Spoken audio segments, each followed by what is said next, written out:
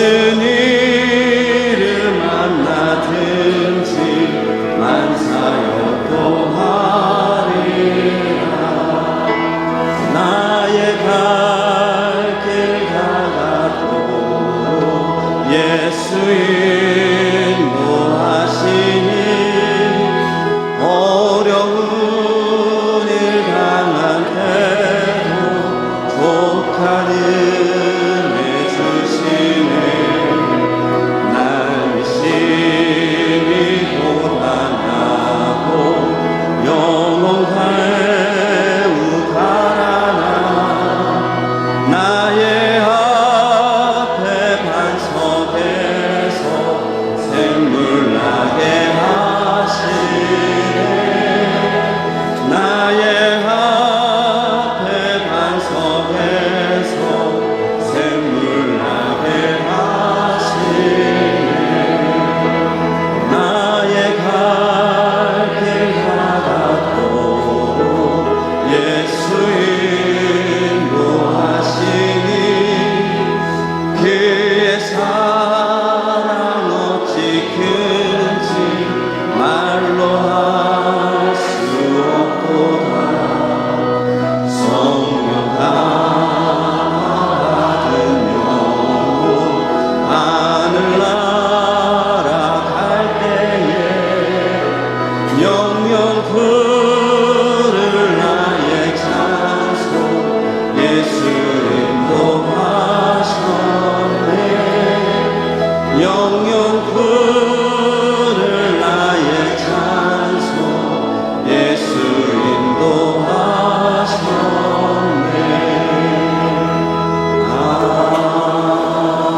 아멘. 이제 시간이 되었습니다. 묵상 기도 드림으로 주일 일부 예배 시작합니다.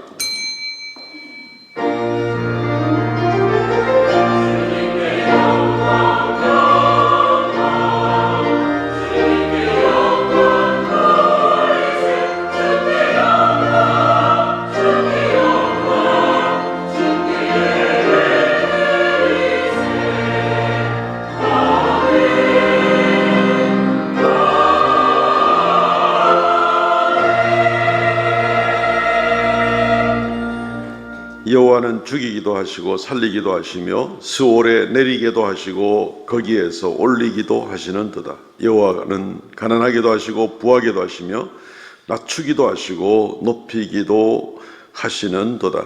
주 하나님 은혜를 감사합니다. 모든 것이 하나님의 주관 하에 있음을 고백하고 또 그것을 믿기에 날마다 담대함으로 주 안에 살아갈 수 있음을 감사하옵나이다. 거룩한 성일 주 앞에 나와 머리 숙여 싸우니 좌정하사 우리의 예배를 받으시고 홀로 영광 찬송 받아 주옵소서. 모든 부끄러움과 또 연약함이 많이 있사오니 긍휼을 베풀어 주시옵시고 오늘로 더욱 새롭고 복된 한 주간 되게 하여 주옵소서. 날씨가 따뜻해지는 가운데 있습니다. 우리의 심령이 더욱 주님 사랑하는 마음으로 새로운 마음으로 또 멋지게 출발하는 귀한 우리 심령들이 되게 하시고 하나님께서 베풀어 주시는 모든 은혜와 축복이 사랑하는 성도들 또 그 가정에 하는 일에 넘치게 하여 주옵소서. 예배의 시종을 주 앞에 의탁하옵고 예수님 이름으로 기도하옵나이다. 아멘.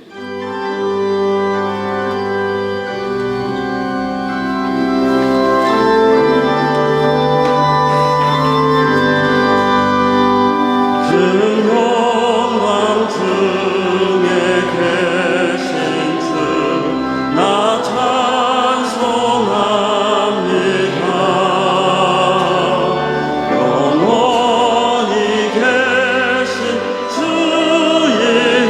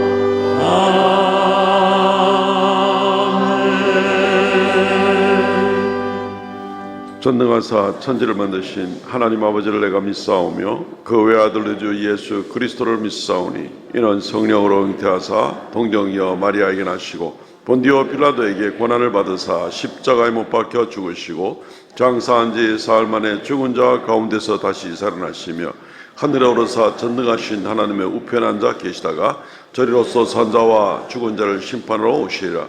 성령을 믿사오며 거룩한 공예와 성도가 서로 교통하는 것과 죄를 사하시는 것과 몸이 다시 사는 것과 영원히 사는 것을 믿사옵나이다. 아멘.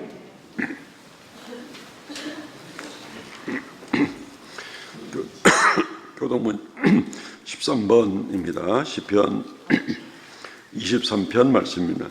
여호와는 나의 목자시니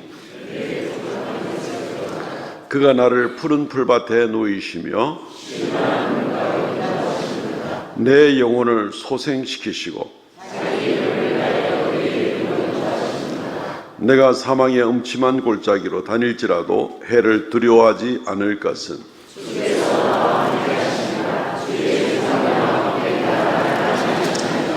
주께서 내 원수의 목전에서 내게 상을 차려주시고 내 평생의 선하심과 인자하심이 반드시 나를 따르리니 아멘.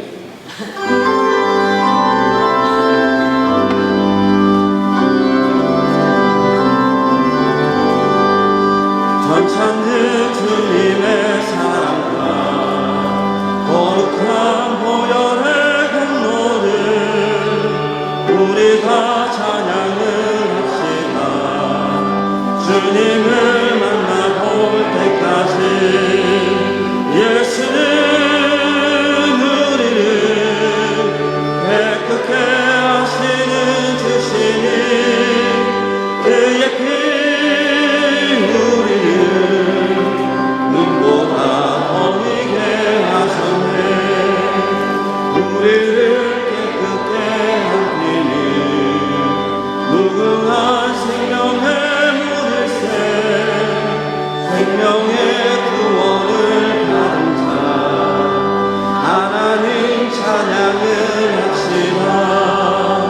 예수는 우리를 깨끗게 하시는 주시니 그의 피 우리를 눈보다 더 희게 하셨네. 주님의 거룩한 보혈을 날마다 입으로 간증해 담대히 싸우며 나가세.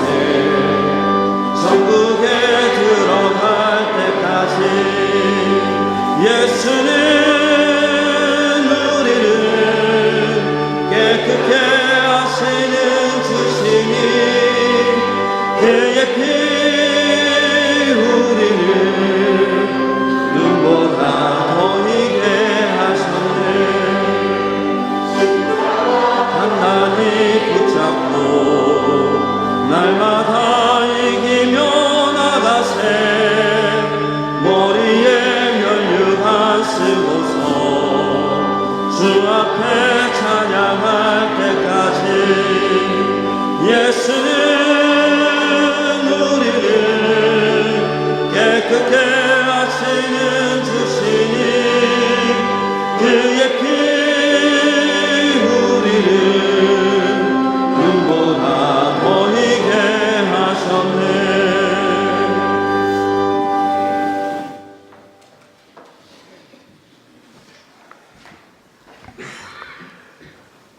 거룩하신 하나님 아버지, 은혜를 감사를 드립니다. 하나님 아버지, 저희들 한 엿새 동안도 세상의 이곳 저곳에서 주의 복음의 말씀 들고 나아가 살아오면서 때로는 넘어지고 쓰러지며 하나님 걸 잊어버릴 때도 있었습니다. 하나님, 이 시간 주 앞에 회개하오니 먼저 용서하여 주시옵소서. 주님의 거룩한 피로 이 시간 주님의 온전히 나아갈 수 있는 믿음의 사람으로 세움받게 하여 주시옵소서. 하나님, 이 나라가 너무나도 힘들고 어렵습니다.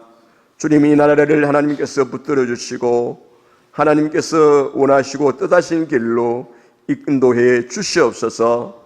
저희들은 날마다 이 나라를 위해서 기도하지만은 갈 길 못 찾아 헤매는 저 심령들을 하나님 기억하여 주시옵시고 오직 주님께서 원하시고 뜻하신 길로 함께하여 주시옵소서. 주님, 이 시간 또한 기도합니다. 예수님을 날마다 믿는다 하면서도 그 예수님을 내가 모시지 못하고 내 생각대로 예수를 믿어왔는가를 돌아보게 도와주옵소서. 이 시간 예수님이 우리들 마음속에 오셔서 하나님 앞에 예배드릴 때에 예수의 이름으로 예배드리게 하시고 예수의 이름으로 이 자리에 모여서 함께 주님을 높이며 나갈 수 있는 우리들 되게 도와주시옵소서. 주님은 우리에게 말씀하셨습니다. 내가 곧 길이요 진리요 생명이라고 말씀하셨사오니 이 말씀대로 이 말씀 믿고 이 자리에 나와 경배드립니다. 주님 홀로 영광 받아 주시옵소서. 주께서 함께하여 주시기를 원합니다. 주님, 저희들은 늘 예수를 믿는다고 하면서도 입술로만 주여 주여 합니다. 내가 예수님과의 관계가 이어져 있는지, 내 기도가 하나님 앞에 상달되었는지, 예수님께서 들으시고 응답해 주시는지를 돌아보는 귀한 시간 되게 도와 주시옵소서. 이 시간에 우리 하나님 아버지께서 임재하여 주셔서 우리의 구원이 우리 하나님께 속하여 있는지를 깨닫는 귀한 시간 되게 도와 주시옵소서. 진정으로 예수님을 바라보며 예수님을 생각하며 예수님을 사모하는 마음으로 예배드릴 수 있는 우리의 마음들 되게 도와 주시옵소서. 성령은 우리들에게 말씀하고 있습니다. 주께서 말씀하시는 그 말씀 가운데 나를 사랑하면 나를 따르라고 했사오니 주님을 늘 기억하며 따르며 나아갈 수 있는 우리들 되게 도와 주시옵소서. 이 시간 또한 우리 목사님 나오셔서 주의 말씀 대언합니다. 이 말씀이 주님께서 우리에게 주신 말씀이라고 믿고 그 말씀을 믿음의 밭에 심을 수 있도록 도와 주시옵소서. 이 말씀 들고 세상에 나가서 아버지 하나며 살아가는 동안에 주님과 동행할 수 있는 아름다운 시간 되게 도와 주시옵소서. 늘 함께하여 주시기를 간절히 원하고 기도합니다. 이 시간도 아버지 예배를 돕는 손길을 축복하여 주시고 특별히 아버지 하나님의 호산나 사냥대 위에 하나님 함께 하시고 하나님의 성우를 찬양할 때에 하나님 기뻐 받아 주시옵시며 수고하는 종들을 하나님 축복하여 주시기를 간절히 원하고 기도합니다. 마치는 시간까지 주님 홀로 영광 받아 주시옵소서. 길이요 진리요 생명이신 예수 그리스도의 이름으로 간절히 기도 올리옵나이다. 아멘.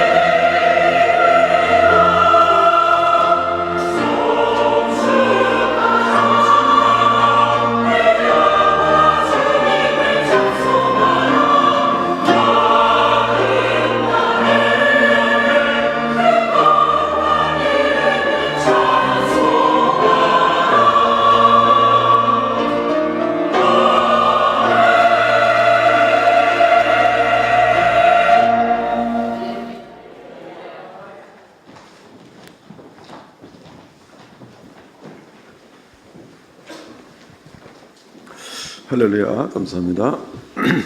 하나님 말씀 봉독합니다. 신명기 11장 26절에서 32절 말씀입니다. 내가 오늘 복과 저주를 너희 앞에 두나니 너희가 만일 내가 오늘 너희에게 명하는 너희의 하나님 여호와의 명령을 들으면 복이 될 것이요 너희가 만일 내가 오늘 너희에게 명하는 도에서 돌이켜 떠나 너희의 하나님 여호와의 명령을 듣지 아니하고 본래 알지 못하던 다른 신들을 따르면 저주를 받으리라. 내 하나님 여호와께서 내가 가서 차지할 땅으로 너를 인도하여 들이실 때에 너는 그리심산에서 축복을 선포하고 에발산에서 저주를 선포하라. 이 두 산은 요단강 저쪽 곧 해지는 쪽으로 가는 길 뒤 길갈 맞은편 모래 상수리 곁에 아라바에 거주하는 가나안 족속의 땅에 있지 아니하냐. 너희가 요단을 건너 너희의 하나님 여호와께서 너희에게 주시는 땅에 들어가서 그 땅을 차지하려 하나니 반드시 그것을 차지하여 거기서 거주할지라. 내가 오늘 너희 앞에 베푸는 모든 규례와 법도를 너희는 지켜 행할지니라. 아멘. 오늘 말씀 중심으로 해서 다가올 미래를 대비하라 라는 제목으로 말씀을 증거하겠습니다.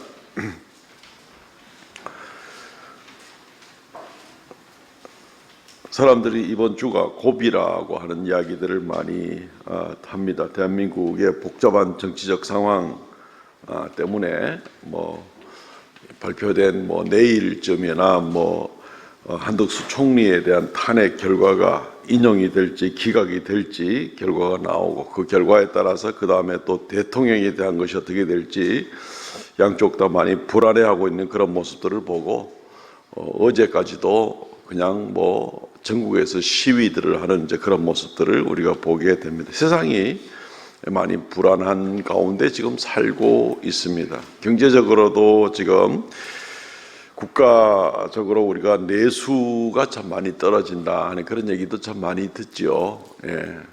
헬스장을 10군데를 새로 열면 7군데가 문을 닫는다 하는 그런 얘기가 있습니다. 식당이나 옷가게나 이런 데를 가봐도 손님들이 많이 떨어져 있는 모습을 보게 됩니다. 생활 자체가 힘드니까 이런 소비가 줄어드는 것은 당연한 것이죠. 또 우리가 미래를 내다보면서 지금 소위 말하는 무슨 AI 시대다, 로봇 시대다 해서 지금 기계가 자동차 조립 시작한 지는 벌써 오래됐고 운전자 없는 차량들이 트럭들이 지금 온 세상을 그냥 돌아다니고 있습니다. 알아서 다 찾아가가지고 사람이 운전하는 것보다도 더 안전하다, 피곤하지 않으니까 그렇게 지금 트럭들이 운행이 되고 있는 그런 모습을 보게 됩니다. 앞으로 점점 이런 인공지능, 소위 이제 AI라고 하는 이런 것들 때문에 인간들이 점점 직업을 다 잃어버리는 것이 아니냐, 처음부터 염려가 됐던 그런 부분들인데 이제 이런 일들이 이제 곧 점점 다가오게 되는 겁니다. 더 큰 걱정은 이런 AI라는 것들이 너무 발전을 해서 이제는 스스로 생각을 해내니까 이제는 인간이 혹시 AI의 지배를 받는 것은 아닌가, 이런 우려를 지금 또 많이들 하고 있습니다. 인간을 가지고 호모사피엔스라고 이렇게 이야기를 하잖아요. 근데 호모사피엔스라는 말이 인간이 지혜가 있는 것이 인간이다 이런 뜻인데, 다른 동물들과 비교할 수 없을 정도의 그런 탁월한 지혜가 인간에게 있기 때문에 인간이 호모사피엔스인데, 이제 이 AI는 뭐 인간들보다도 뭐 몇만 배, 뭐 몇백만 배, 뭐 훨씬 더 많은 정보와 지식을 가지고 스스로 생각해내게 될 때에 이런 우려들이 그냥 막연한 우려가 아닌 현실로 다가올까봐 우리가 걱정이 되는 것입니다. 현실적으로, 국내외적으로, 또 미래적으로 많이 불안한 그런 입장에 있을 때 우리가 어떻게 대비하고 나갈 것인가. 오늘 말씀을 통해서 우리가 중요한 원리를 한 가지 교훈을 받고자 합니다. 세 가지로 나누어 생각합니다. 첫째는 미래에는 두 갈래 길이 있습니다. 첫째는 두 갈래 길이 있습니다. 미래에 두 가지 선택지가 있다는 것입니다. 오늘 말씀 가운데에 신명기 11장 26절 말씀, 내가 오늘 복과 저주를 너희 앞에 두나니, 앞에 두나니 하는 얘기는 미래에, 내일에, 앞으로 올 날들에 두나니라는 그런 얘기가 되는 겁니다. 이스라엘이 처한 상황이 이 카페트를 깔아놓은 이런 길을 가는 길로 지금 되어 있는 게 아닙니다. 가나안 땅에 지금 들어가야 되고 전쟁해야 되고 뺏어야 되고 자기들보다 훨씬 덩치도 크고 전쟁도 익숙하고 숫자도 많고 인간적으로 볼 때는 사실은 불가능한 그런 상대를 대상으로 해서 지금 이 모세의 설교를 듣고 있는 것이 이 신명기 말씀인데, 이러한 상황에서 인간적으로 볼 때는 이건 끝났구나, 어렵구나, 우리는 다 죽었구나 해야 될 그럴 상황인데, 그 시점에서 하나님께서 모세를 통하여 주시는 말씀이 너희 앞에 두 갈래 길이 있다. 선택지가 있다. 여전히 복과 저주가 있다. 어느 것을 선택하겠는가? 인간적으로 볼 때는 이미 절망적인 상황 같은데, 그런데 하나님께서는 모세를 통하여서 선택지가 있다. 두 갈래 길이 있다. 이렇게 이야기를 한다는 것입니다. 사람이 생각하고 예상하는 부분과 달리 미래가 얼마든지 변화될 수 있다라고 이야기를 하는 것이나 마찬가지인 그런 메시지인 것입니다. 사람들은 미래에 대해 생각할 때에 여러 가지로 나름대로 생각하죠. 어떤 사람은 복은 타고난다고 생각을 합니다.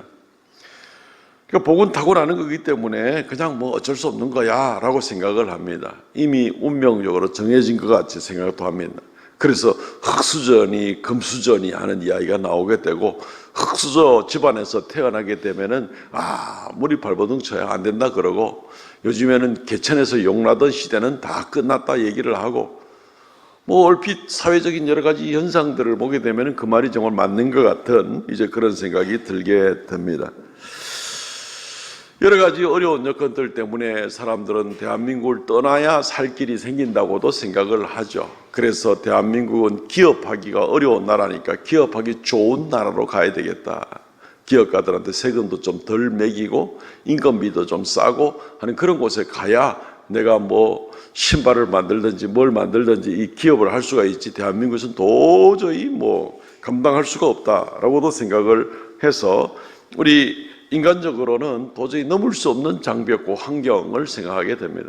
미국이나 캐나다 같은 데서 100만 달러 아니면 200만 달러만 내면 이 투자, 이민으로 받아서 영주권을 금방 내주는 그런 일들을 우리가 보게 됩니다. 15억쯤 됩니까? 또는 한 30억쯤 됩니까? 이런 정도의 여유가 있는 사람들은 또 그런 생각도 얼마든지 하게 될 겁니다. 넉넉하지가 않죠. 요즘 야채값 많이 올랐다 그러더라고요. 그죠? 예. 배값은 한 90% 올랐다면서요. 안 사 먹어보니 아나. 거의 2배나 가까이 올라 있는 그런 상태가 되는데, 이런 환경에서 어떻게 우리가 여전히 축복을 기대할 수가 있겠는가? 환경이 설사 좋다 해도 안정되지는 않습니다. 자신만만하게 나갈 수는 없습니다. 전에도 한번 예를 들어봐 드렸는데, 베네수엘라 같은 나라는 세계 3대 산유국 석유 매장량이 있는 나라인데 나라가 쫄딱 망했잖아요. 정치인들이 나서가지고 자기 퍼주기식 정치를 하는 겁니다. 막 나누어 주고 그것 때문에 표를 얻고 자기 정권을 유지하려고 막 그런 짓을 하다가 결국 기름값이 폭락하게 되니까 베네수엘라는 쫄딱 망해가지고 따라오는 이 인플레를 감당을 못하는 겁니다. 심할 때는요, 1년에 인플레가 4,500%까지 올라갔습니다. 그러니까 오늘 100원 하던 게 내년에는 얼마가 됩니까? 4,500원이 되면서 45배가 값이 올라버리는 겁니다. 이 2배는 뭐 아무것도 아니라 이런 식으로 해서 요즘에 작년도 재작년도 같은 경우는 베네수엘라가 한 300%까지로 인플레를 잡았다 하는 얘기가 나옵니다. 그러니까 오늘 100원 하던 게 내년에는 300원 하게 되면은 그나마 다행이다 이러고 있다는 거예요. 지금 얼마나 참 나라가 한번 이 포퓰리즘 하는 정치가들 때문에 엉망으로 한번 골탕을 먹고 나니까 지금 수십 년째 지금 나라가 골탕을 먹고 있는. 지금 베네수엘라는 배급에 의지하지 않고는 뭐 내 주머니에 돈 가지고 뭘 사 먹을래야 사 먹을 수가 없는 겁니다. 배급에 의지해서 사는 나라. 국민 총생산 GDP가 지금 3,700달러쯤 됩니다. 우리나라 대한민국의 한 10분의 1쯤 되는 그런 정도의 지금 수준이 되는 석유 산유국인데. 그러니까 지금 뭐 자원이 풍성하고 부유한 같은데도 정치적 상황에 따라 가지고 나라가 완전히 지금 뭐 밑바닥으로 내동댕이 쳐서 몇십 년 동안 지금 골탕을 먹고 있는 이런 나라 모습도 보게 됩니다. 안정된 것은 없다는 것을 우리가 생각해 보게 됩니다. 더군다나 예측된 어두운 미래도 우리가 또 지금 같이 맞이하고 있습니다. 어두운 얘기 자꾸 해서 미안한데 다 알고 있는 얘기지만 한번 정돈을 해드리는 것에 지나지 않겠죠. 빙하가 지금 막 녹아나고 있잖아요. 지금 엄청나게 지금 녹아나고 있습니다. 빙하가 녹아나면은 해수면이 높아지게 되고 이상기온이 생기게 되고 이상기온이 생기게 되면은 결국은 농작물들이 다 망쳐지게 되고 그러면 곡식이 부족하게 되고 앞으로 수년 내로 지구상의 인구 중에 한 20억 명 정도의 인구가 양식 때문에 굶어 죽게 생긴 지금 그런 모습을 보게 되는 것입니다. 그것뿐입니까? 온갖 질병들은 알지도 못했던 질병들이 생겨나게 되고 어려움들이 이것은 예측된 겁니다. 왜냐하면 예측된다는 얘기는 여지껏 나오는 어떤 토대와 모든 과학적 자료와 통계를 가지고 생각해 볼 때 이렇게 예측된다는 겁니다. 피할 수가 없는 그런 결과를 우리가 보게 되는 겁니다. 어려워 보이는 거죠. 정말 앞으로 가도 답답하고 뒤로 돌아봐도 답답하고 오른쪽 왼쪽을 봐도 다 답답한 그런 지경에 있는 그런 모습에 있습니다. 마치 오늘 이스라엘 백성들이 저 앞에만 바라봐도 답답해서 우리 지금 다 죽었구나 해야 될 그런 상황과도 좀 비슷한 그런 모습입니다. 그럴 때 하나님께서 뭐라고 말합니까? 두 갈래 길이 있다. 여전히 선택의 여지가 있다는 겁니다.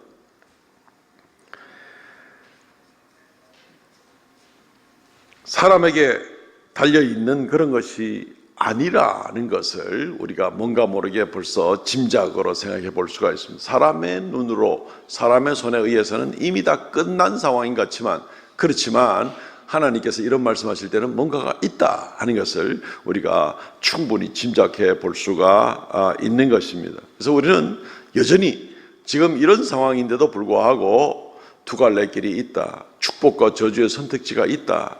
어떻게 하면 축복의 길로 나갈 수가 있겠는가? 그것을 우리가 오늘 말씀을 통해서 교훈을 받고 또 은혜를 받기를 원하는 무엇보다 먼저 사람의 눈으로 보이는 것만 보지 말고 그럼에도 불구하고 두 갈래 길이 있다. 여전히 미래의 선택지가 있다는 것을 믿으시고 나가시기를 바랍니다.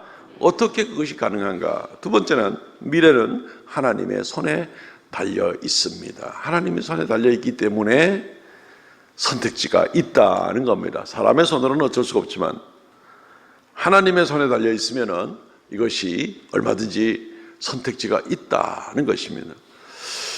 새벽 예배 시간에 한번 언급을 드린 것 같은데 지난 주간에 일론 머스크라는 사람이 늘 뉴스에 자주 뜨는데 이 사람의 주식이 좀 떨어졌는가 봐요.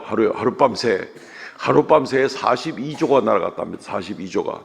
그게 어느 정도 되는 숫자인지 알지도 못하는데 어쨌든 엄청난 것이 그러니까 자기가 모든 것을 세계 최고의 부자고 모든 정보를 가지고 있고 온 세계를 자기 인공위성 수천 개를 쏘아 올려가지고 지금 모든 통신을 다 누구보다도 정보에 있어서 밝은 그런 사람인데도 불구하고 하나도 내일을 예측하거나 내일을 알 수 있는 그런 일이 아니구나.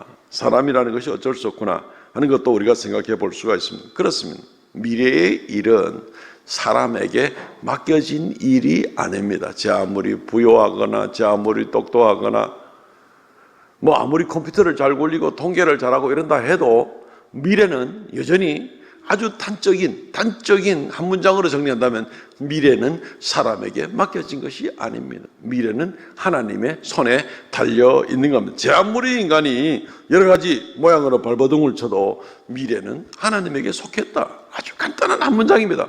신명기 29장 29절 말씀, 감추어진 일은 우리 하나님 여호와께 속하였거니와 나타난 일은 영원히 우리와 우리 자손에게 속하였나니 이는 우리에게 율법의 말씀을 행하게 하려 하심이라. 새 토막으로 되어 있는 부분인데 너무너무 멋진 말씀입니다. 제일 앞부분 한번 보시죠. 감추어진 일은 우리가 하나님에게 속했다.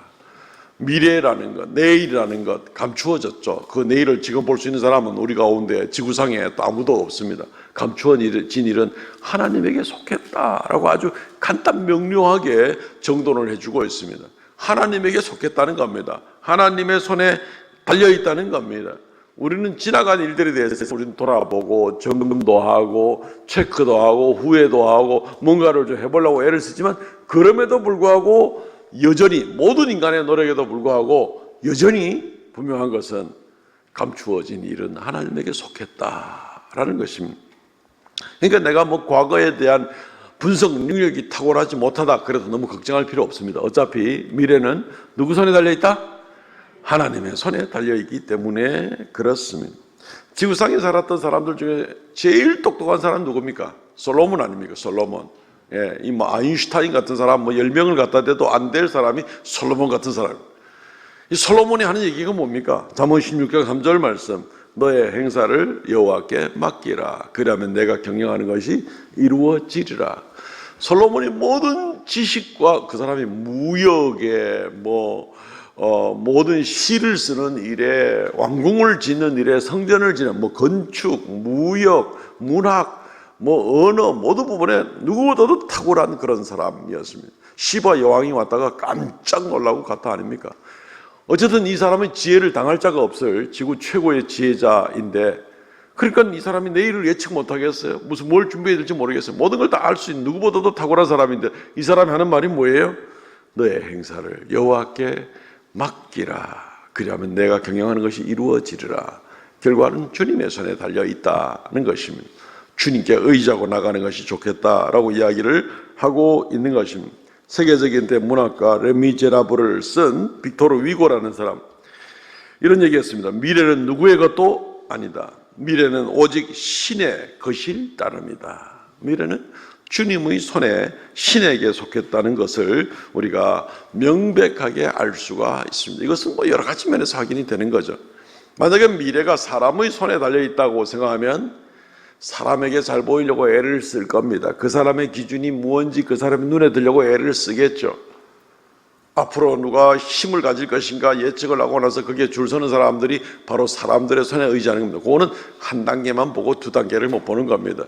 미래의 일은 사람의 손에 달려있는 것이 아닙니다. 우선 우리 눈에 보기에는 이럴 것 같고 저럴 것 같지만 그렇지만 전적으로 하나님의 손에 달려있습니다. 하나님의 손에 달려있다는 이 대명제를 우리가 생각해 본다면 그 다음에 그럼 우리가 어떻게 할 것인가 방법이 나오는 거죠. 그럼 하나님 마음에 들도록 살아야 되겠구나. 하나님을 의지해야 되겠구나. 하나님의 기준이 뭔지 알아야 되겠구나. 이렇게 나가는 것이 기본적인 상식적인 그 다음 단계의 발걸음이 되지 않겠습니까? 그 사람이 정말 지혜로운 사람인 겁니다.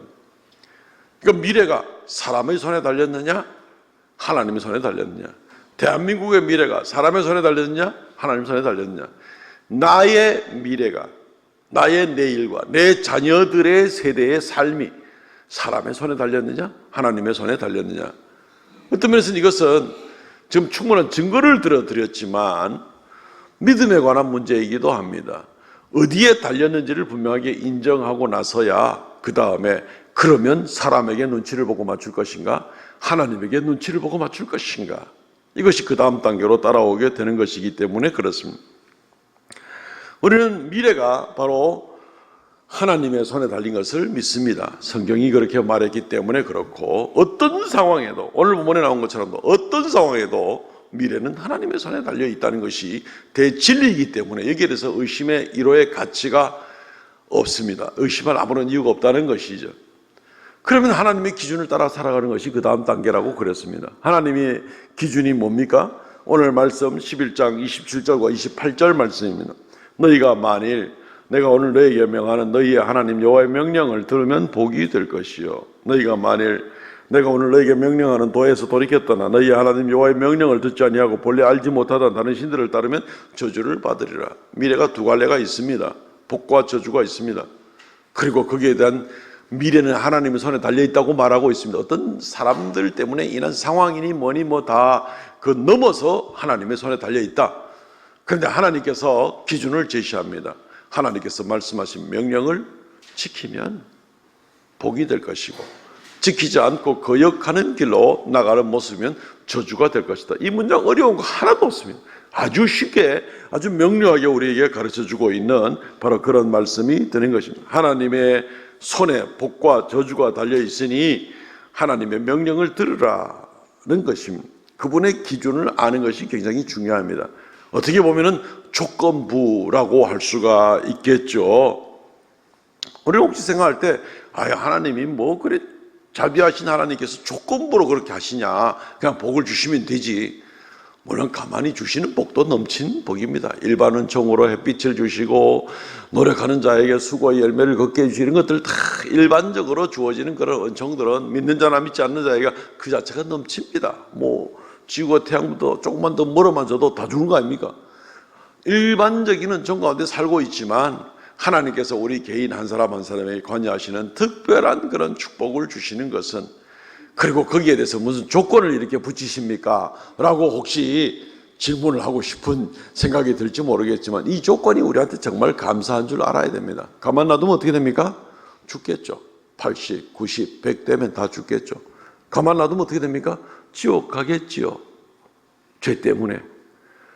하나님 말씀을 듣지 않고 땅에서 먹고 마실 것만 능력하게 있고 여전히 하나님을 떠나 사는 삶이 있으면 결국 가만 놔두면 이것이 오히려 그에게 독이 돼가지고 결국 탐욕 가운데 있다가 하나님께 더 심한 벌만 받게 되겠죠. 하나님이 조건부를 붙이는 것이 하나님 무슨 조건부를 붙입니까? 할 것이 아니라 하나님께서 나의 말을 지키라, 명령을 지키라, 그러면 너희가 축복을 받게 될 것이라는 말은 하나님의 말씀을 믿고 하나님의 뜻을 따라서 순종하고 나가는 그 길이 우리를 살리는 길이기 때문에 그렇습니다. 땅에서 뭐 조건부로 조금 더 복을 받고 하는 문제가 아니라 이걸 넘어서 사실 하나님의 말씀을 믿고 순종하고 따라가는 사람에게 있어서는 죄의 문제가 해결되죠. 영원한 생명의 문제가 해결되죠. 천국의 문제가 해결되죠. 이것이 우리를 살리는 길이기 때문에 하나님께서 우리에게 간곡하게 해주시는 그런 말씀이죠. 땅에 있는 것만 가지고 생각하면 뭐 그래 조건부로 하십니까? 혹시 그렇게 하실지 모르겠습니다만 그것은 굉장히 생각이 모지라는 바로 그러한 단계에 머물고 마는 것을 보게 되면 큰일 날 그럴 생각이 되는 것입니다. 우리는 하나님 앞에 그래서 뭔가를 달라고 하고 축복을 달라고 할 때에 좀 주의할 필요가 있습니다.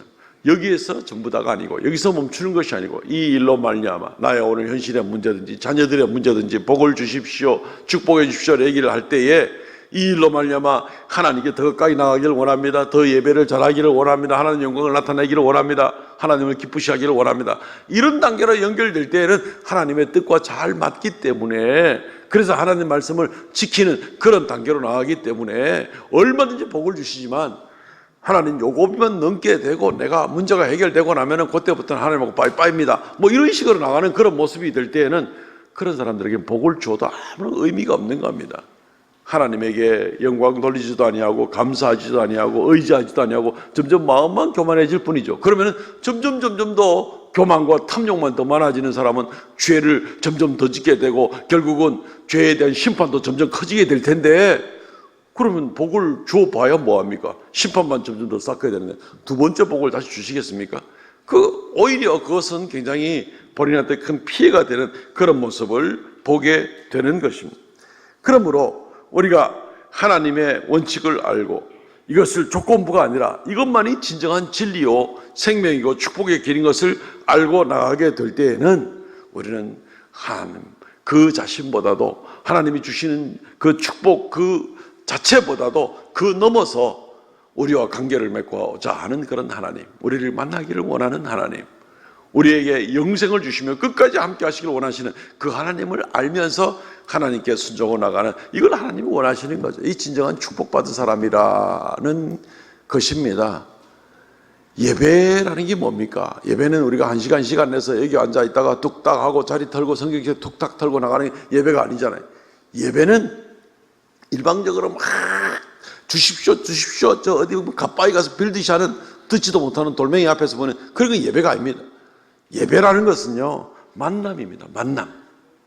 하나님과 나와의 만남을 우리는 예배라고 합니다. 사람과의 만남은 뭐 그냥 만남이겠지만 하나님과 나와의 만남을 바로 우리는 예배라고 합니다.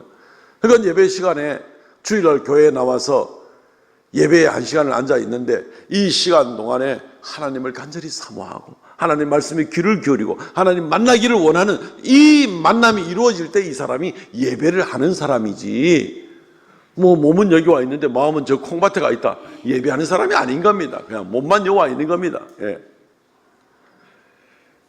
하나님은 우리와 자신과의 관계를 굉장히 중요시 여깁니다. 그렇기 때문에 하나님의 손에 모든 것이 달려있다. 미래는 특별히 하나님 손에 달려있다. 그 축복을 우리가 바란다. 하나님께로부터 받기를 바란다고 할 때 하나님의 관계를 생각하시고 하나님께 예배하는 인격으로 더 가까이 나가기를 원합니다. 자녀를 위해서 복을 구할 수 있습니다. 그렇지만 그 다음에 원하는 것은 내 자녀들이 그 일들로 말미암아 하나님을 더 많이 사랑하고 더 주님께 영광 돌릴 수 있는 어두운 세상을 밝게 비추는 그런 자녀들이 되게 하여 주옵소서라고 나갈 때 하나님의 뜻에 맞는 겁니다. 어짜돈동 막 위기만 넘어가게 해주십시오. 그러고 나서는 자녀가 엉뚱한 길로 가더라도 아이고 뭐 내 뜻대로 되나, 아들이 말 듣나, 이런 무책임한 뻔뻔한 부모들이 세상에는 얼마든지 많이 있습니다. 두려움을 가지고 담대하게 하나님 앞에 예배하는 인격으로 나가면서 우리가 축복을 구해, 이게 하나님의 원칙입니다. 이게 하나님의 조건입니다. 그런 사람들에게 미래는 내 손에 달려있고 그런 사람들에게 내가 복을 주겠다, 선택해라 라고 주님께서 이야기를 하고 있는 것입니다. 이제 방법을 알았으니 이 일로 확실하게 주님께 나갈 수 있기를 바랍니다. 마지막으로 미래의 축복을 선포하고 얻으십시오 라는 그런 부분입니다. 중요한 거 한 가지만 더 살펴보게 되는 겁니다. 하나님의 미래에 대한 주관이 바로 하나님 손에 달려 있다. 하나님이 얼마나 축복하신다는 말은 선포라는 말에 우리가 굉장히 좀 관심을 좀 가질 필요가 있습니다. 그냥 뭐 정치가들 하는 말로 막 이런 온갖 약속을 했다가 나중에 안 되면 에이 뭐 아임 말고 하는 뭐 이딴 식의 하고는 이 차원이 다른 그런 얘기입니다. 하나님께서 모세를 통해서 하나님 말씀에 기록된 그런 말씀들은 선포입니다. 선포. 오늘 11장 29절 말씀 한번 보겠습니다. 내 하나님 여호와께서 내가 가서 차지할 땅으로 너를 인도하여 들이실 때에 너는 그리심산에서 축복을 선포하고 에발산에서 저주를 선포하라. 선포라는 것은 공개적인 선포입니다. 이것이 이 개인적으로 뭘 선포하고 내 혼자 뭐 이렇게 하리라 저렇게 하리라, 이게 선포가 아니죠. 오늘 아침에 재밌는 모습을 봤습니다. 아침에 새벽에 마치고 이제 제 차량을 바깥에다가 이제 빼놓고 이제 돌아오는데 어떤 분이 재밌는 분이 있더라고요. 등산복 차림으로 탁 이 백팩을 하나 조그만 걸 메고 이제 등산을 하러 운동을 탁 그렇게 하러 가는 그런 모습이더라고요, 보니까. 근데 이 사람이 담배를 계속 빨면서 그렇게 또 가는 거예요. 그래서 저 사람은 지금 건강하자는 거야, 건강 안 하자는 거야, 도대체 뭐지 싶은 게 헷갈리더라고요. 그 사람도 아마 건강을 위해서 내가 뭔가를 하리라 아마 이렇게 했겠죠. 예. 개인적인 그런 선포를 우리는 선포라고 하기가 힘들 겁니다. 얼마든지 비틀어질 수가 있기 때문에 그렇습니다. 주님께서 이 11장 29절 말씀을 얘기할 때에는 이제 이스라엘 백성이 가나안 땅을 건너서 일부 지역을 여리고와 아이성을 점령한 다음에 그 다음에 세겜으로 가거든. 그 세겜이라는 도시 양쪽에 있는 그리심산과 에발산이라는 곳이 있는데 이 산 밑둥치에 기슭에 이스라엘의 지파 12지파 중에 6지파씩 배열하고 한쪽 6군데에서 축복의 말씀을 선포하면 다른 쪽에 있는 6지파가 아멘 하고 얘기할 것이요, 또 다른 지파 쪽에 있는 이 6지파가 또 저주에 대한 하나님의 말씀, 이렇게 하면 저주를 받게 될 것이라는 말씀을 선포하면 이쪽 다른 지역에 있는 그러한 여섯 지파들은 또 아멘 할 것이요, 선포와 거기에 대한 동의와 수용하는 이제 이런 모습들을 우리가 보게 되는 겁니다. 실제로 여호수아서 8장에 가보면 이스라엘 백성들이 그렇게 합니다. 그리고 이것이 절대로 변개할 수 없다는 것을 외적으로 표현하기 위해서 돌에다가 새깁니다. 그 당시 방법으로는 그게 최고의 방법이겠죠. 돌에다가 새기고, 그리고 16지파가 선포하고 나머지 6지파가 아멘으로 화답하고, 뭐 이상으로 더 어떻게 더 엄하게 쐐기를 받겠습니까? 굳이 이런 절차가 없다 하더라도 하나님 말씀은 선포 그 자체로서 사실은 끝나는 거죠. 선포입니다. 하나님 말씀은 선포지, 하나님 말씀은 했다가 뭐 끌어들이고 뒤집고 뭐 이런 거 아닙니다. 우리가 복음을 전하는 것을 설교라고 그러고, 설교를 다른 말로 헬라 말로는 뭐 캐리그마 이런 말도 쓰기도 하는데, 그것은 복음에 대한 선포라는 그런 뜻을 좀 가지고 있습니다. 복음을 선포하는 것이지, 복음을 가지고 누구하고 타협을 하거나 아닐 수도 있다든가 뭐 변수를 얘기한다든가 이게 아닙니다. 예수 그리스도로 말미암아 십자가에 달려 죽으신 예수를 믿음으로 말미암아 구원을 받는다, 이 선포입니다. 어쩌든 너가 한번 그래 해볼래? 하고 막 간절하게 하는 그런 것이 아닙니다. 마음은 간절하지만 진리가 바뀔 수 있는 게 아닙니다. 선포입니다. 국가적으로도 처음에 헌법을 만들거나 또는 수정하거나 할 때 어떤 모습들이 있습니까? 국가에서 만들 때에 처음에 이 발의를 하고, 그 다음에 공고를 하고, 국회에서 결의를 하고, 그 다음에 국민투표를 하죠. 헌법의 경우에는 국민투표까지 거친 다음에 그 마지막 단계가 뭡니까? 공포하죠. 공포가 이제 선포인데, 이 공포가 한 다음에는 어떤 일이 납니까? 헌법은 물론이고 헌법 하위에 있는 모든 법령들, 법률과 대통령령과 무슨 조례와 시의회 자치단체에서 만든 모든 것들과 이런 것들이 전부 다 헌법의 지배를 받게 되어 있는 겁니다. 선포된 것은 바꿀 수가 없는 겁니다. 오늘 성경 말씀에 이것을 선포하라, 그 당시 방법으로는 최고의 방법으로 선포하라 라고 이야기를 하고 있는 것입니다. 미래가 하나님 손에 달려있다는 것, 축복과 저주가 하나님 손에 달려있다, 인간의 손에 달려있는 것이 아니라, 상황에 달려있는 것이 아니라, 내 손으로 예측되는 바 어쩔 수 없다고 거기서 주저하고 있는 환경에 달려있는 것이 아니라, 미래는 하나님의 손에 달려있다, 축복과 저주는 하나님 손에 달려있다고 선포하는 겁니다. 이거 못 믿음 없는 거죠. 오직 그 선포가 있은 다음에는 우리의 반응만 남아있을 뿐입니다. 선포가 바뀔 가능성은 전혀 없고, 거기에 대한 우리의 반응만 남아있을 겁니다. 예수 그리스도의 십자가의 사건으로 우리를 구원하시는 이 복음의 선포는 변함이 없고, 이 예수 그리스도 앞에 우리의 반응이 예수를 받아들일 것인가, 예수를 거부할 것인가, 이것만 남아있는 겁니다. 이 반응에 따라서 지옥 심판으로 가든지 영생 천국으로 가든지가 결정될 뿐인 것이죠. 바로 이런 부분인 겁니다. 오늘 말씀 가운데서 이 선포라고 얘기를 하는 겁니다. 축복과 저주가 선포되어 있습니다. 그리고 그 기준이 하나님 말씀이라고 이야기를 하고 있습니다. 그러니까 여기에 대해서 우리가 각오를 어떻게 가지고 나가야 될 것인지를 분명하게 새롭게 하고 나갈 필요가 있는 겁니다. 이 선포로 말미암은 축복을 우리가 얻기를 원할 때에 조심해야 될 것 한 가지, 이미 원칙은 말씀을 드렸는데 여기에 조심해야 될 것 한 가지는 뭡니까? 이 말씀을 지킬 때에만 효력이 있다는 것입니다. 지킬 때에만 효력이 있게 되는 겁니다. 나 그거 뭐 다 알아. 뭐 내가 교회를 한두 번 다녔나? 그런 말씀 내가 뭐 귀가 따갑도록 들었는데 내가 왜 모르겠어? 다 알아. 거기서 충분하지가 않다는 겁니다. 충분하지가 않다는 겁니다. 열이 있어요. 그리고 염증이 있어요. 그러면은 뭐 이건 뭐 해열제를 먹든가 뭐 소염제를 먹든가 이래 어떤 걸 먹으면은 내가 이 뭐 해열이 되고 또 염증이 가라앉게 될 거라는 걸 알죠. 뭐 의사가 얘기할 수도 있고 약사가 얘기해 줄 수도 있고 또 이 상식으로 이미 경험상 알 수도 있고 알 수 있죠. 근데 그 약을 안 먹으면 어떻게 됩니까? 다 알고 있지만, 약의 효능에 대해서도 알고 있지만 안 먹으면 소용이 없는 겁니다. 그죠? 먹어야 도움을 받을 수 있는 거죠. 하나님이 이런 분이고 미래가 하나님 손에 달려있고, 그리고 그 축복과 저주의 기준은 하나님 말씀이라는 것을 명백히 있는데도 불구하고, 그리고 변할 수 없는 선포라는 것까지 분명히 알고 있는데도 불구하고 그 말씀을 지키지 않으면 아무 소용이 없다는 것입니다. 하나님의 엄청난 축복과 놀라운 약속이 있어도 나하고는 아무 관계가 없는 것이 된다는 것입니다. 전혀 하나님의 약속이 내게 이루어지지 않는다는 겁니다. 11장 32절 말씀, 내가 오늘 너희 앞에 베푸는 모든 규례와 법도를 너희는 지켜 행할지라. 지켜 행할지라. 지키지 않고 행하지 않는 사람에게는 하나님 말씀은 아무 소용이 없습니다. 소용이 없습니다. 주일학교부터 내가 열심히 해가지고 내가 뭐 다 알고 있다. 아무 소용이 없습니다. 믿고 지키고 행할 때에만 그것이 효력이 있는 겁니다.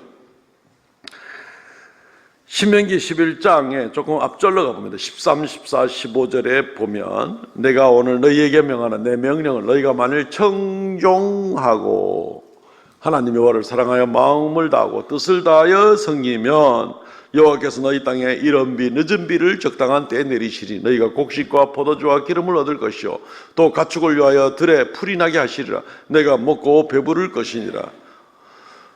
듣고 청종하여 행하는 것은 듣고 행하는 것입니다. 하나님 말씀을 듣기는 많이 들었는데 아무것도 행하지 않고 있으면 아무 소용이 없는 겁니다. 하나님 말씀을 믿었으면, 들었으면, 그리고 그 말씀을 듣고 행하고 하나님의 말씀에 우선권을 두고 삶의 우선권을 하나님께 먼저 두고 나가는 그런 삶을 살아보십시오. 하나님께서 그 다음에는 내가 하나님의 말씀에 우선권을 두고 하나님 말씀에 살았는데도 불구하고 하나님이 그 약속을 이루어 주시는가 안 이루어 주시는가 그때부터 하나님 책임이죠. 그렇지만 말씀을 듣기는 듣고 내가 이해는 한데도 불구하고 그 말씀을 내가 지키지 않고 나가면 그때 누구 책임입니까? 내 책임이 되는 겁니다. 그건 상식적으로 누구나 그래 받아들일 수밖에 없는 거죠. 마태복음 6장 33절 잘 아는 말씀. 그런즉 너희는 먼저 그의 나라와 의를 구하라. 그리하면 이 모든 것을 너에게 더하시리라. 그러므로 내일 일을 위하여 염려하지 말라. 내일 일은 내일이 염려할 것이요 한날의 괴로움은 그날로 족하니라. 그의 나라와 의를 먼저 구하라. 뭐 복잡하게 생각하지 마십시오. 하나님 말씀을 우선으로 생각하고 하나님 우선으로 먼저 생각하고 그렇게 살아가십시오.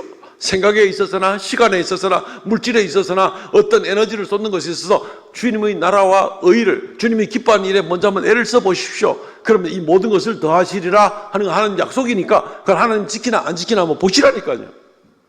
그때 만약에 안 지켜지면 하나님 책임이겠죠. 물론 하나님이 그 책임 안 지실 리가 없지만 그런데 내가 그렇게 해주나 안 해주나를 내가 먼저 판단해 봐야 되겠다 싶어서 주의 나라와 의를 먼저 구하는 일을 하지 않으면 뒤따라오는 약속은 이루어지지 않는 겁니다. 지금 아무리 뭐 여건이 좋다 아니면 지금 아무리 여건이 암담해 보인다 어떤 상황에라도 불구하고 이 하나님 말씀만이 진리일진데 그 말씀을 듣고 순종하고 나가지 않으면 아무 소용이 없다는 겁니다. 우리가 하나님 말씀을 듣고 순종하고 하나님 우선을 해서 나가게 될 때는 따라오는 축복이 뭡니까? 34절 그러므로 내일을 위하여 염려하지 말라. 내일 일은 내일이 염려할 것이요. 어떻게 생각하면 이 무슨 수수께끼 같은 말인가. 내일이 염려한다는 게 무슨 말인가 싶지만 내일은 누구에게 속했다고요? 하나님에게 속했다고. 내일은 하나님이 염려하고 하나님이 관심 가질 일이다라는 것입니다. 내일을 내가 걱정한다고 문제가 해결됩니까? 걱정이 문제의 해결 방법이 되면 하루 종일 걱정하겠다. 그죠? 아침부터 저녁까지. 걱정은 아무나 해결 방법이 안 됩니다. 해결 방법은 하나님입니다. 하나님이 내일의 주관자입니다. 그러니까 내일 일을 미리 땡겨서 염려하지 마라. 내일 일은 내일을 주관하시는 하나님께서 알아서 하실 것이다. 돌보실 것이다. 그러니까 중요한 건 뭐예요? 나하고 하나님의 관계인 거죠. 오늘 내가 하나님을 어떻게 귀히 여기고 어떻게 섬겨드리는가. 그것이 내일을 결정짓는 요소입니다.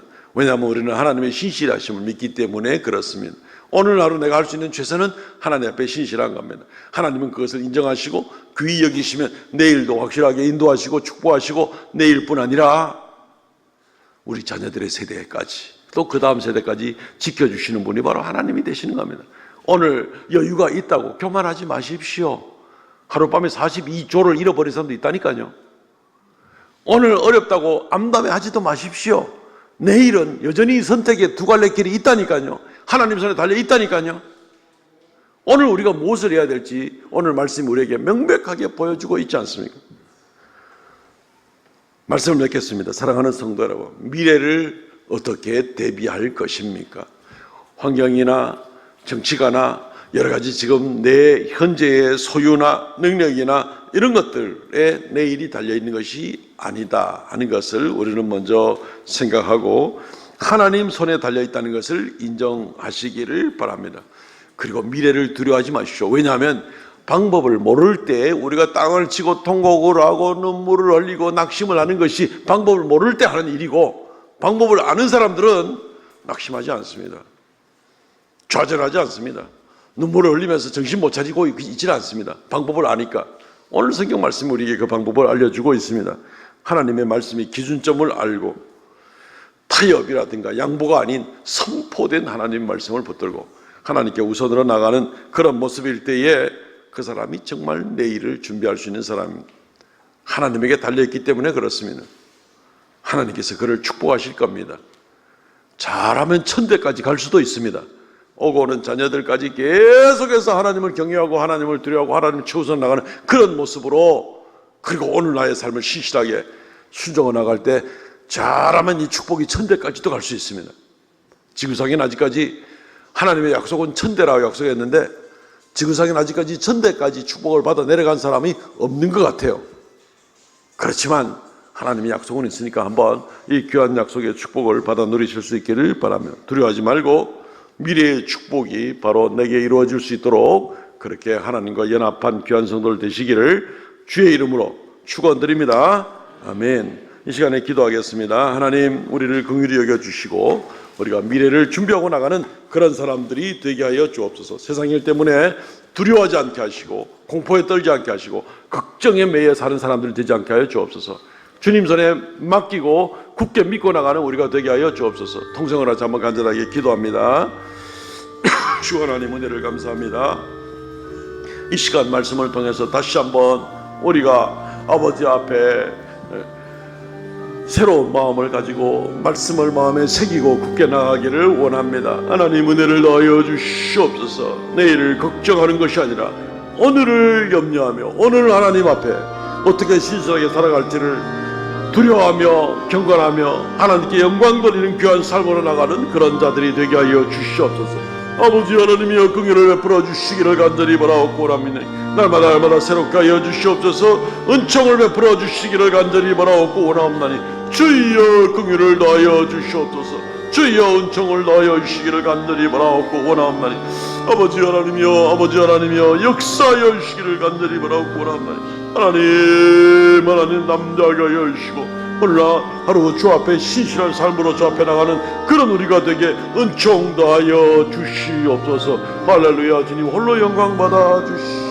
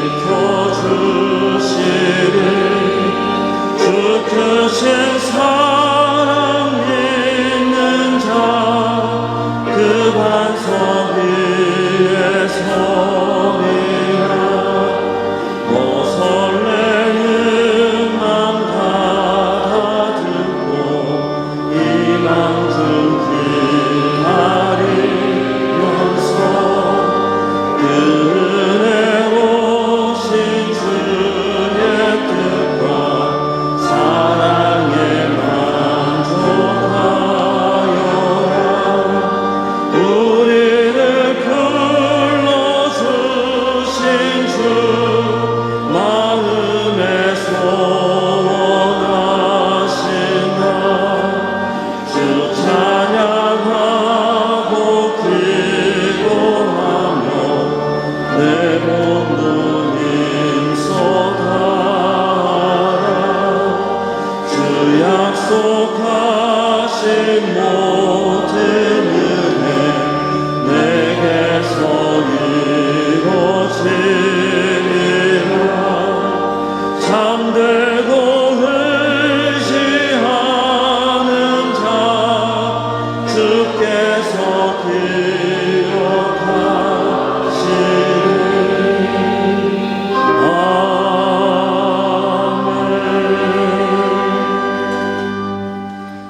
주께서 말씀하셨으니 우리가 주의 말씀을 믿고 담대하게 주님을 의뢰하며 오늘 하루 주 앞에 충성을 다하는 믿음 가운데 주 앞에 나가는 귀한 주의 성도들 다 되게 은총 허락하여 주옵소서. 주의 말씀대로 이 시간 11조의 예물, 감사의 예물, 정한 예물 올려오니 주님께서 연락하여 주시옵소서. 생명의 역사, 하나님의 영광을 나타내는 놀라운 역사 나타나게 하시고 드리는 손길마다 주께서 그 믿음을 보시고 범사의 주를 인정하는 그 믿음 가운데 날마다 담대함 가운데 나가게 하여 주시고 불꽃 같은 눈으로 주님이 살펴주시기를 원하옵나이다.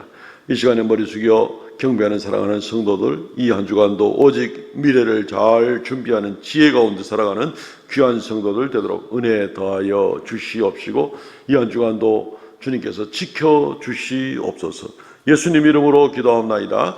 아멘. 지금은 우리 주 예수 그리스도의 은혜와 아버지 하나님 극진하신 사랑과 성령의 교통하심과 새롭게 하심의 역사가 머리 숙여 경배하는 하나님의 거룩한 백성들에게 언제나 함께 있을지어다. 아멘.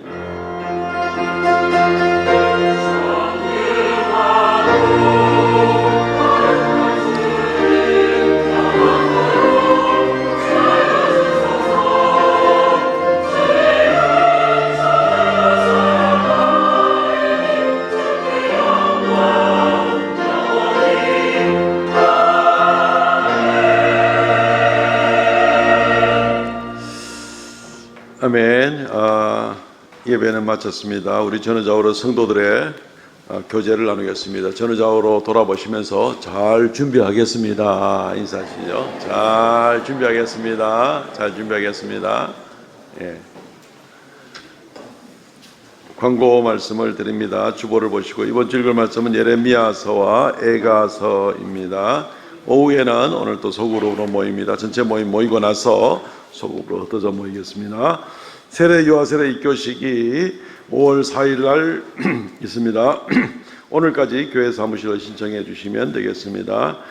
이번 주 금요일은 특별 성령 집회로 진행이 됩니다. 지난주부터 광고를 드렸는데 외부 특별 찬양팀과 또 강사를 모셔다가 말씀을 듣고 또 찬양을 하고 이때는 말 그대로 온 세대가 열정적으로 한 달에 한 번씩 귀한 시간을 갖기를 원합니다. 그래서 중고등부, 청년부, 30, 40 세대 온 교우들이 다 참여해서 뜨겁게 더 주님께 영광 돌리는 귀한 시간 되시기를 바랍니다. 평상시에 금요일 혹시 못 나오더라도 이번 금요일은 꼭 오시기를 부탁을 드립니다. 3공동체가 생기겠습니다. 오늘은 성경헌금을 드리는 주일입니다. 오전이나 오후 시간에 꼭 성경헌금을 드려주시기를 바랍니다. 정기당회 모임이 있습니다. 오늘 점심 식사는 배환원 집사님, 서영숙 권사님 가정에 생깁니다. 감사를 드립니다. 성경 완독자들이 많이 계십니다. 주보로 대신하고요. 개인 필사자도 완료했습니다. 김광명 성도, 안민수 장로님 수고 많으셨습니다. 이 빛나리 성도가 3월 20일 목요일 날 출산했습니다. 요 몇 달 동안 또 교회 못 나오셨는데 나중에 또 몸 좀 회복하고 아기 데리고 나오면 많이 환영해 주시기를 바라고 또 축복해 주시기를 바랍니다. 권고 말씀은 이상입니다. 이래서 폐성 부르고 마칩니다.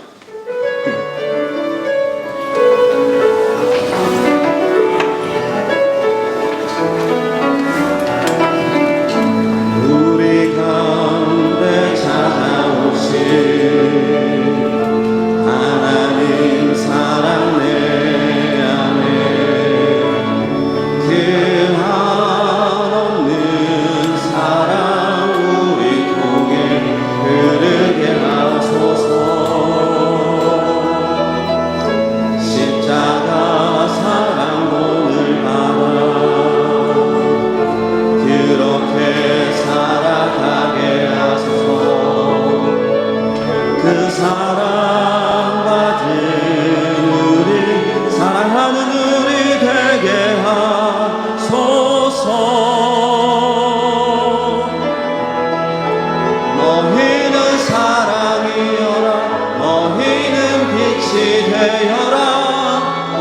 세상이 어둠 속에 갇혀 있더라도 비난과 절망이 아닌 위로와 평안이 되어 고귀한 그리스도의 사랑으로 빛을 발하라.